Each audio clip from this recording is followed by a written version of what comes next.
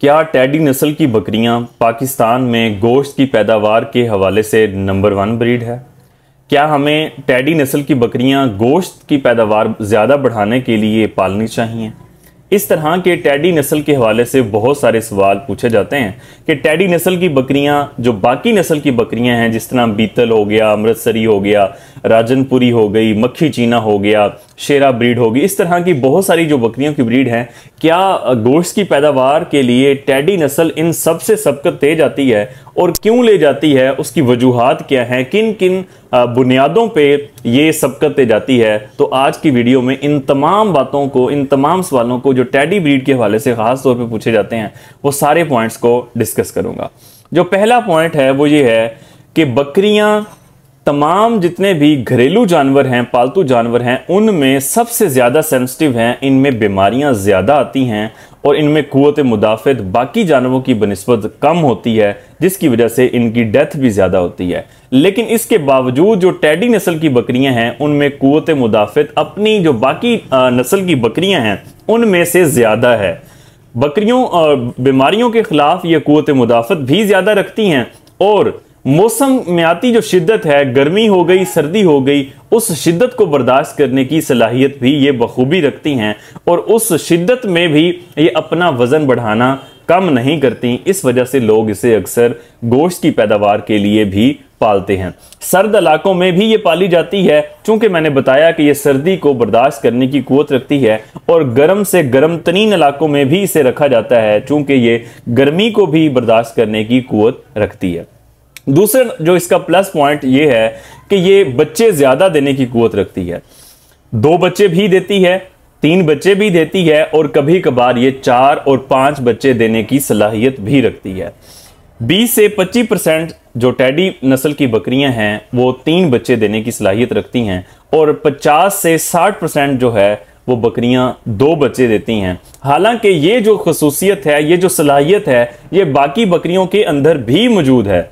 इसका खास तौर पे दारोमदार एक तो ब्लड लाइन, नस्ल, और दूसरे नंबर पे जो इसका दारोमदार है वो खुराक पे होता है। इनमें से अगर एक चीज भी अच्छी नहीं होगी तो बकरियां 2 या 3 बच्चे नहीं देंगी मुसलसल।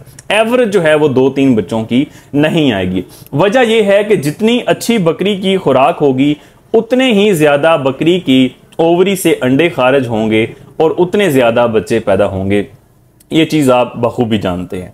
अच्छा, एक तो ये न सिर्फ बच्चे ज्यादा देने की सलाहियत रखती है, बल्कि ये एक और पॉइंट पे भी दूसरी बकरियों से सबकत दे जाती है कि ये छोटी उम्र में ही हीट पे आती है, जल्दी क्रॉस होती है और जल्दी प्रेग्नेंट होती है और फिर ज्यादा बच्चे देती है। बच्चे देने के बाद ये फिर दोबारा भी जल्दी हीट पे आती है, ज्यादा टाइम नहीं लेती और इस तरह जल्दी प्रेग्नेंट हो जाती है। बाज़ औक़ात जिस तरह दूसरी बकरियां हैं कि वो बच्चे देने के बाद जल्दी या तो हीट पे नहीं आती, अगर हीट पे आ जाएं तो क्रॉस होने के बाद वो प्रेग्नेंट नहीं होती, फास्ट प्रेगनेंसी होती है। पता चलता है कि बकरी क्रॉस हुई है, लेकिन 3-4 महीने के बाद जब चेक करवाई जाती है तो पता चलता है कि बकरी गब्बन, हामला, प्रेग्नेंट नहीं है। इस तरह न सिर्फ बच्चे ज्यादा देती हैं, बल्कि जो इनके बच्चों की ग्रोथ रेट है, जो इनकी शड़ा बढ़ोतरी है, वो भी दूसरे जो बच्चे हैं उनकी बनिस्बत खासी ज्यादा है।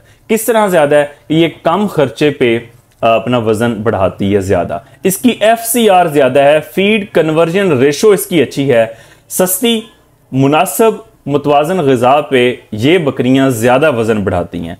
इस तरह साल में 2 बार बच्चे देने की सलाहियत भी रखती हैं। जो बाकी बकरियां वो तकरीबन 15 से 16 महीने के पास जाके वो 2 बार बच्चे देती हैं, लेकिन ये बकरी उससे थोड़ा टाइम कम लेती है, चूंकि मैंने बताया कि ये जल्दी हीट पे आती है बच्चे देने के बाद और जल्दी क्रॉस हो जाती है, जल्दी हामला हो जाती है। इस वजह से ये थोड़े पीरियड में आपको 2 बार बच्चे देगी। तो इस पॉइंट पे भी ये बाकी बकरियों से सबकत दे जाती है।